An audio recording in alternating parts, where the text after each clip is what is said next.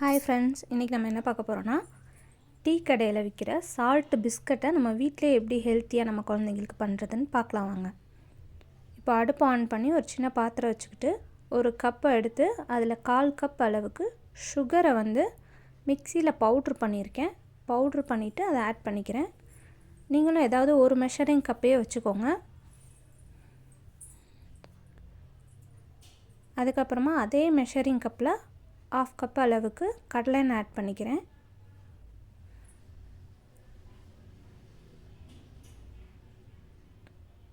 எண்ணெய் ஆட் பண்ணவும் அடுப்பில் கொதி வருது. இப்போ அந்த சுகர் அந்த ஆயிலோட மெல்ட் ஆக விடுங்க. ஒரு 1 மினிட் மெல்ட் ஆனதுக்கப்புறமா நல்லா அதை சுற்றி கரைச்சி விடுங்க. கரண்டியை வச்சு நல்லா சுகரை ஆயிலோட நல்லா மிக்ஸ் பண்ணி விட்டுக்கோங்க.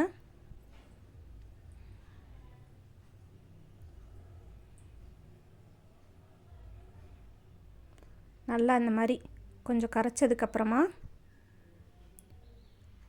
இப்போ சால்ட் ஆட் பண்ணிக்க போகிறோம். நான் 1/2 ஸ்பூன் சால்ட் ஆட் பண்ணிக்கிறேன். அதையும் அதோட நல்லா மிக்ஸ் பண்ணி விட்டுக்கோங்க. மிக்ஸ் பண்ணிட்டு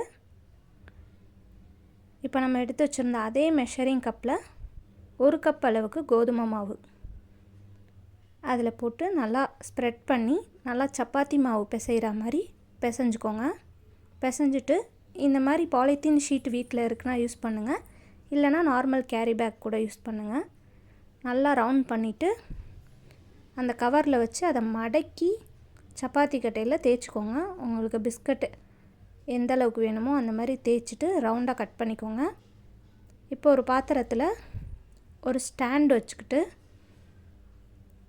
ஒரு பிளேட்டில் அந்த பிஸ்கட் ஒட்டாமல் இருக்கிறதுக்கு 1 ஸ்பூன் ஆயில் ஆட் பண்ணியிருக்கேன். ஆட் பண்ணிவிட்டு இந்த மாதிரி நம்ம பிஸ்கட்டை அந்த பிளேட்டில் வச்சு அடுப்பில் வேக வைக்க போகிறோம்.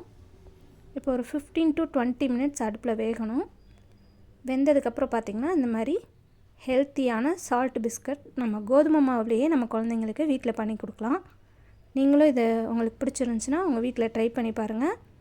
எங்கள் க்யூட் பேபி சேனல் உங்களுக்கு பிடிச்சிருந்துச்சின்னா சப்ஸ்கிரைப் பண்ணுங்கள், லைக் பண்ணுங்கள், ஷேர் பண்ணுங்கள். தேங்க்யூ.